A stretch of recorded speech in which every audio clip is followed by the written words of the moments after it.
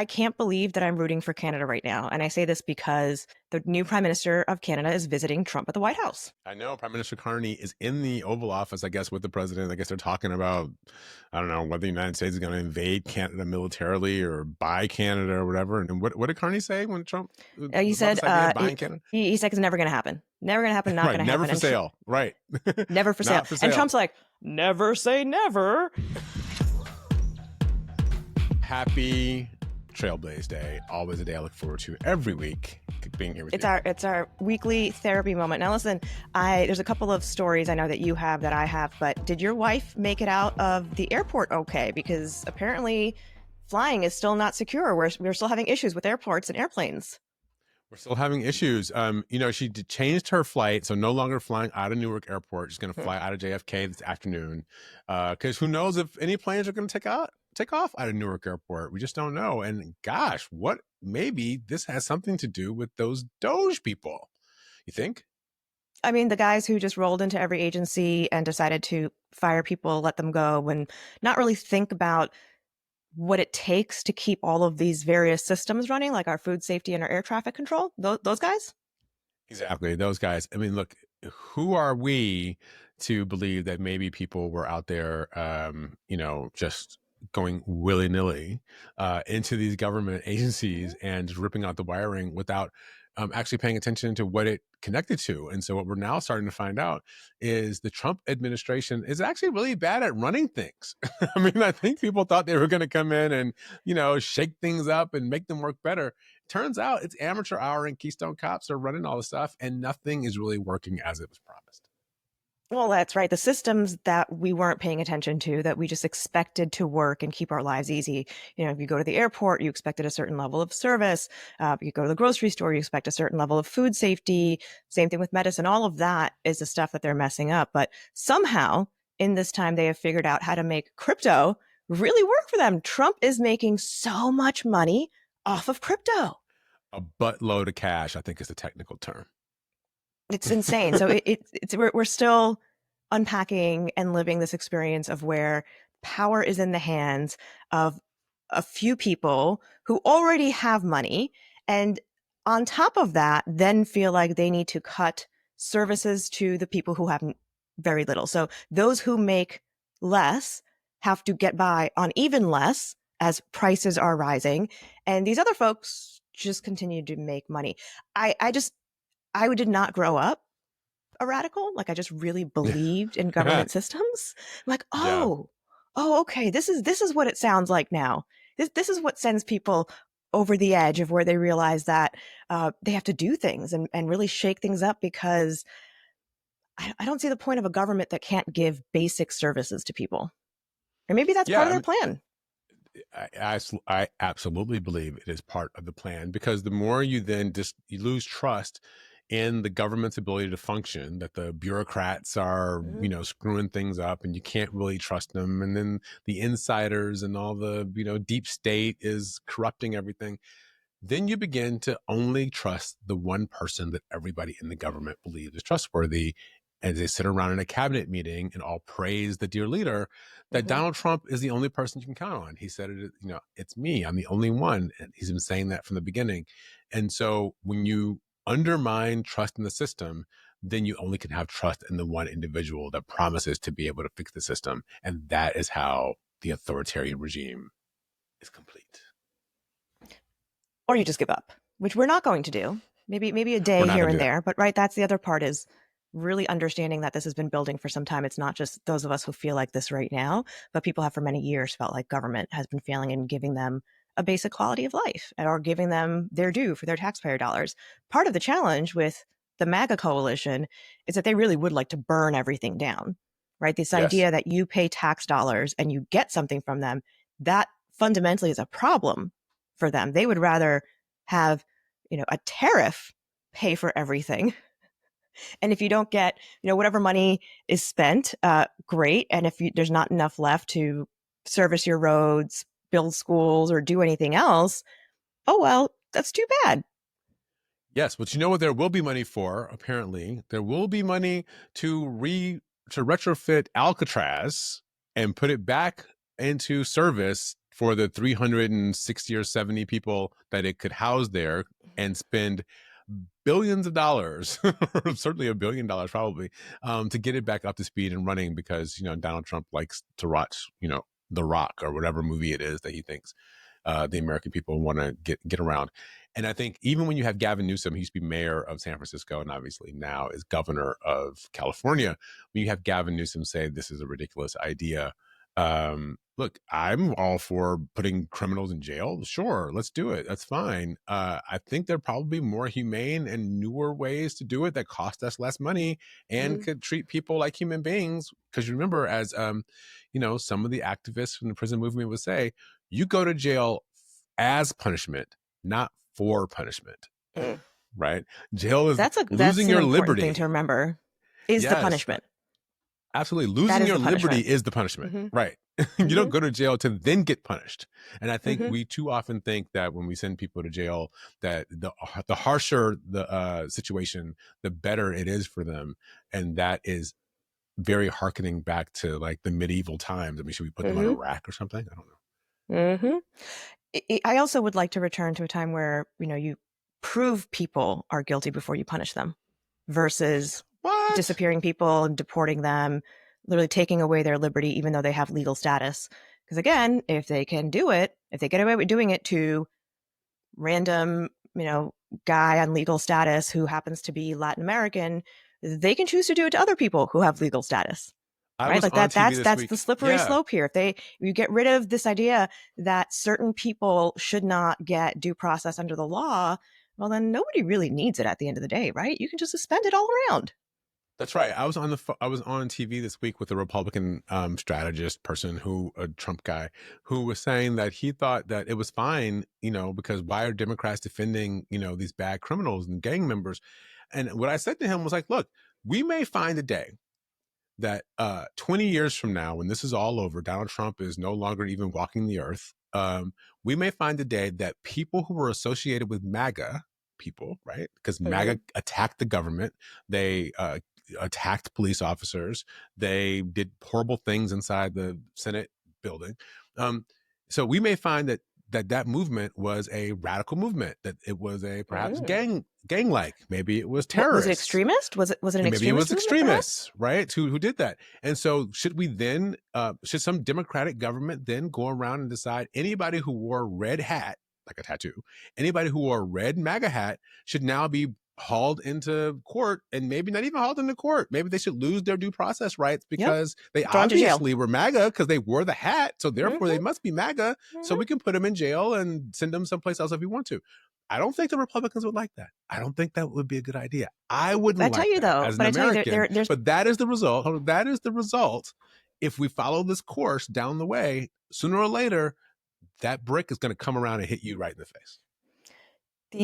I just had an image of a brick hitting me in the face, and I think I might have kicked the thought I had out of my mind. Sorry, I didn't mean to snatch it out of your brain. What is this? Is this like in a cloth, a brick just being spun around? Is that? I mean, that is how you destroy it. It's a good way to destroy stuff, I guess, which is what's happening right now and breaking things in government. The idea of due process, though, and you were arguing it that, this could happen to you, and consider it, you as Republicans or MAGA, this could be you in 20 years.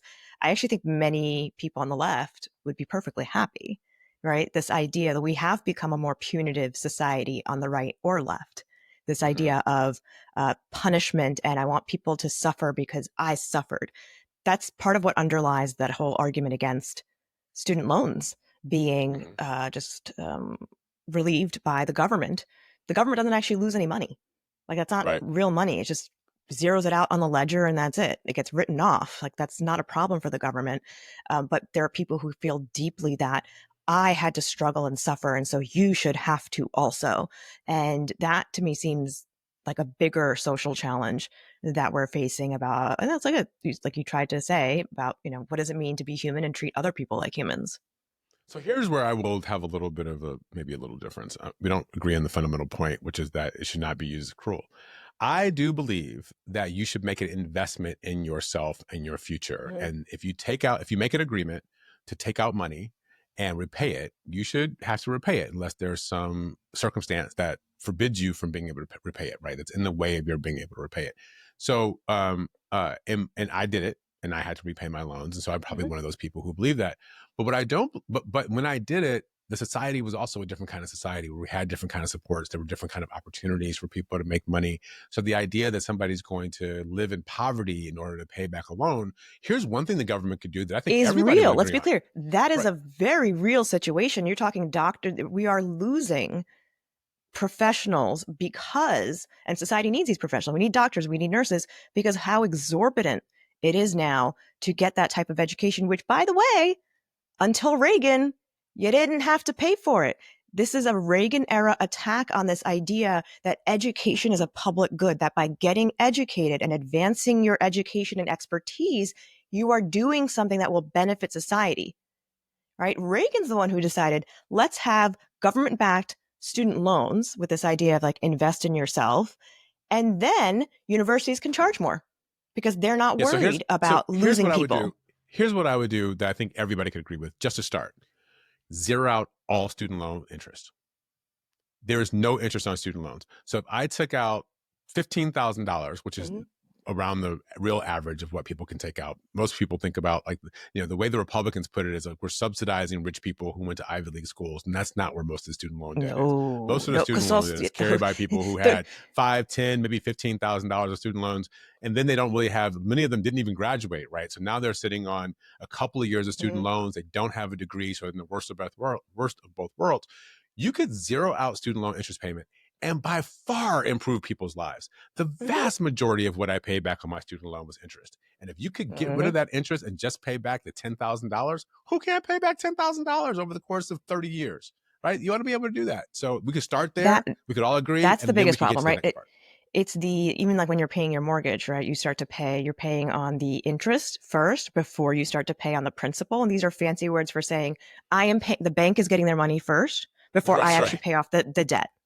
That's The right. actual thing that I now have been trying to pay off in installments, I don't actually get to, they're delaying my ownership of that so that they can get their money first, That's right? right. This banking system is all sorts of rigged and messed up, but the fact that they applied that to people who have been told, and my generation was explicitly told, you have to go to college. If you don't go to college, you're not going anywhere. Nothing's happening in life. And actually, then you probably should get a graduate degree too. But no one was sitting there, like we weren't from families where they could pay it all in cash. That's Right. actually, legacy rich people, they're not worried about student loans. They don't need it. Throw cash at it. Done. Right. So it took something that was about public good and about advancing families and society and turned it into yet another money making scheme for banks and big institutions. That's what the student loan racket is all about. Absolutely, absolutely. And look, if we could get rid of that, I think it would be a great start. I Mm-hmm. think we also need to do all the things that I think the Biden administration did try to do: the public interest work. Anybody who's teaching Mm-hmm. school or working in a hospital, in a tough place, or if we still had people doing foreign service workers, like if we still had that, sure, Mm-hmm. you go off in USAID, you're working on behalf of the national interest. I also think that what we need is a national community service program.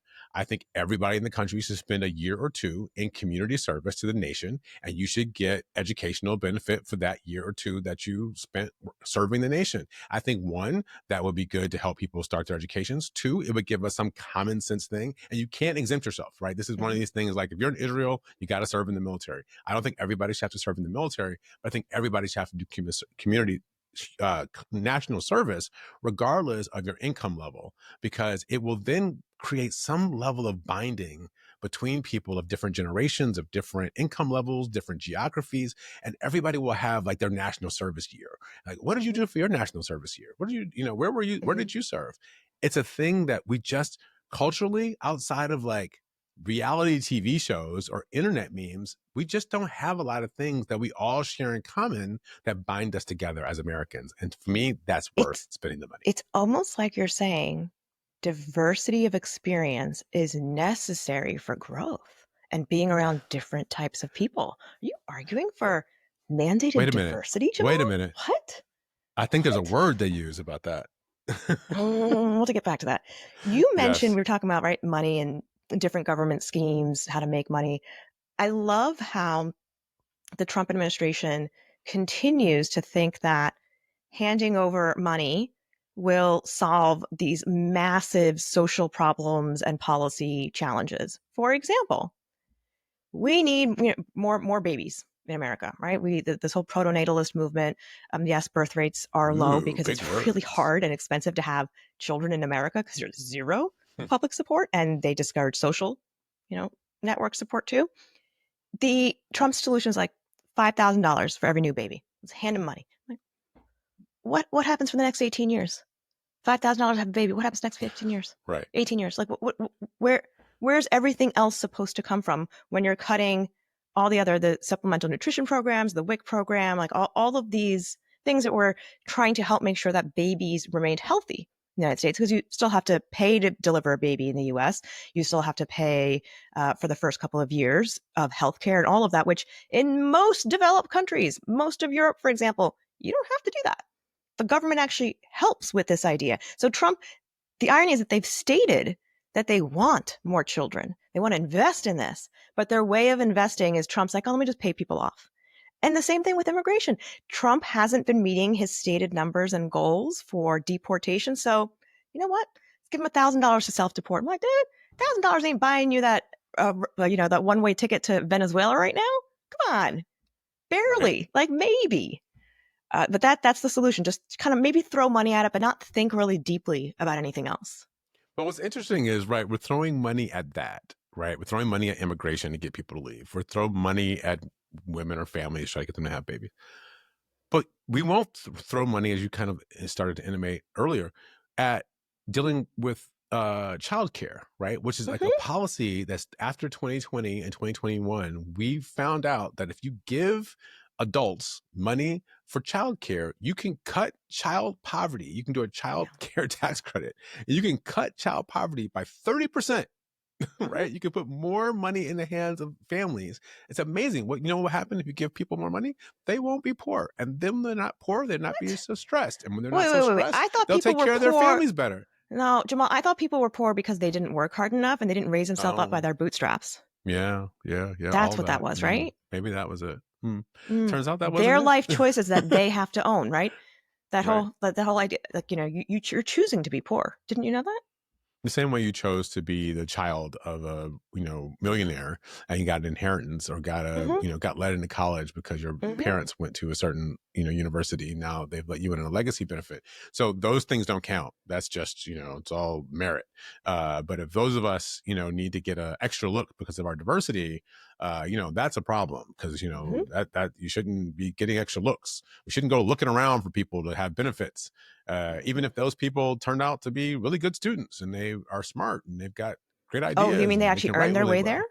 They earned their way there. Just made sure that there was a spot available for them, and maybe didn't let the guy whose name is on the building guarantee his grandchildren get in because somebody else actually earned their way in. Yeah. I know. It's crazy talk.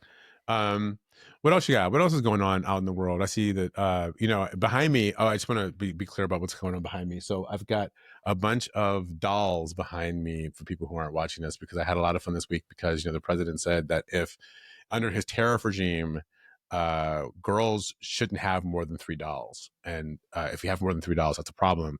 So I was on TV and I had a bunch of dolls with me on TV. And I sort of said, like, I've got a Cabbage Patch doll here and an Elmo and like a NASA bear, and Spidey is here. I think I had a couple of others when I was on the other day.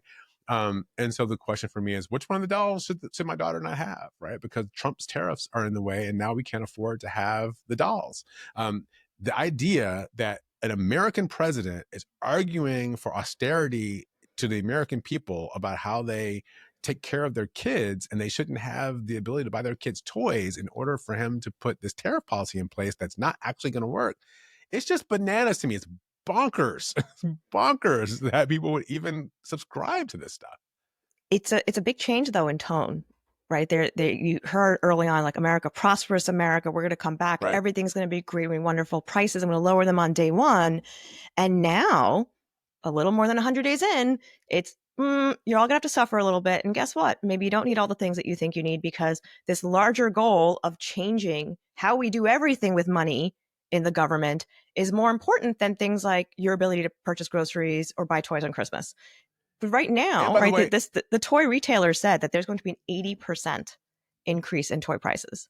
And this is the Wow. time right now where they should be planning for what this Christmas and toy season is supposed to be. And again, it's just this idea that Trump, who wants to paint everything in the Oval Office in gold, Mr. Consumption, who wants to show off wealth, is now telling people, you got to do a little less for yourself because I have these big grand plans, and you just have to put up with it. And it's going to be a little suffer. There's going to be a little suffering. There's going to be a little suffering. Not on him though. Not for him. Right. And you should do this. You should do this for this grand experiment he has about tariffs and what it's supposed to mean. Mm-hmm. But you shouldn't do it when it comes to, let's say, something like, I don't know, climate change, the climate crisis, right? Like maybe it's okay for us to pay a little bit more in energy costs so that we use a little bit less energy so that we don't destroy the planet and our ability to live on it. Rephrase that. We're not going to destroy the planet. We're going to destroy our ability to live on the planet. The Mm-hmm. planet will be fine. Yep. The planet's been through a lot Yep. worse than us. Yep. But but when it comes to having policies that are even just common sense policies that might lead to restraining the amount of fossil fuels that we use, that is not acceptable. That's not acceptable for us to, spend a little bit more money on energy to save the fact that our planet needs to, have an atmosphere that we can all live in and not be, destroyed. That's not okay. Part of what the Trump administration done is cut climate financing, and that was financing for different countries and places and businesses to adapt and realign how they're doing things to be more climate friendly, right? To be green. And guess what? In the places where the United States has cut all the climate financing, China is stepping in. China Right. doesn't care at the end of the day if they can sell their cheaper toys to the United States. They'll find somebody else, right? But what they're also doing is they're stepping in and filling the void where the United States has decided to just pick up and leave. And that's happening everywhere. Everywhere. It's happening The United everywhere. States is just like pulling back from all of these situations, whether it's trade deals, whether it's financing deals, all of the things that we used to call soft power that allowed American values and American quality of life to continue. They're just putting all that back, even to the degree of saying, don't want any foreign made films. They're going to get tariffed too. I remember Trump was really upset when Parasite won for Best Oscar, even though it was a phenomenal movie, right? Mm-hmm. Very moving movie about social and political structures. And he was like, this is terrible that we have a non-American here. And guess what? Hollywood is heavily financed by Chinese backers. Disney movies, all of the big action movies, the Transformer movies at Sony. Those were all Chinese financed. So... Remember Steve Mnuchin? Ask Steve Mnuchin about this. Oh, wow. Where he been? Where he at? Right. Former Treasury Secretary, for those who are keeping score at home. No, that's absolutely right. And I think that what we're now witnessing, I think the ridiculousness of the Trump administration, because they're in their effort to program every day, because that's what they're doing, right? I want everybody to pay attention. What they do, I think, is every night they get together, maybe once a week, they get together and they decide what are they going to do to sort of spin the media wheel on Monday. Then what are they going to do on Tuesday? And he's going to say something that's going to get everybody all like worked up in a bunch about it. And I think in the effort to do that, now that we're more than 100 days in, they're literally just pulling shit off the walls and throwing it and trying to get people to keep this animated sense of crisis that we're all living in, just to keep it going, just keep your anxiety high, keep everybody and it keeps media folks, other folks distracted by the latest outrage, the latest thing we've heard about this, the outrage news, or people tune out. And what we're missing is then the organizing around pushing back on some key issues. Now, that said, most of Trump's tariff policies have been challenged in court. Most of his immigration policies have now been challenged in court, but the courts don't work quickly. And here's a great example in which in North Carolina, a Supreme Court state judge, was elected by more than 700 votes, right? So it's a small margin. Those usually do get challenged, but they kept challenging it and using the courts. 6 months later, that judge has still not been seated. Why? Because the GOP didn't want a Democrat who actually got duly elected to take that seat. 6 months they've delayed that. So this idea that the courts will make everything right, like there's also a problem with how long our system of justice now takes to just even move on the smallest thing. I mean, hey, this is how Trump got away with criming and all these felonies all this time, was because just the courts took too long. Yep. That has been a problem. But you know who is getting seated in government are centrist leaders all over the world who are pushing back against Donald Trump and the Trump policies. We've seen it now in Canada. We just saw it in Australia. efforts in, this happened in the Philippines, perhaps, and all over the world. In Germany, it's even split, right? So the German government got elected without Trump, but the parliament, it looks like, is passing bills to contest with Trump because people don't believe that America is going to be a reliable partner. Yep. And they, like in Canada, they're overarchingly saying, or overwhelmingly saying, we don't want to be beholden to the United States. We don't want to become part of the United States. So you've got to elbows up, is what they say. Like elbows up, which is like what you do when you're about to fight in a hockey team, in a hockey game. Elbows up. So the people are trying to create a world order that doesn't have the United States at the center of it. And here's the thing: it's even if this only lasts for 3 years, and 3 years from now we go back to some more sane form of government.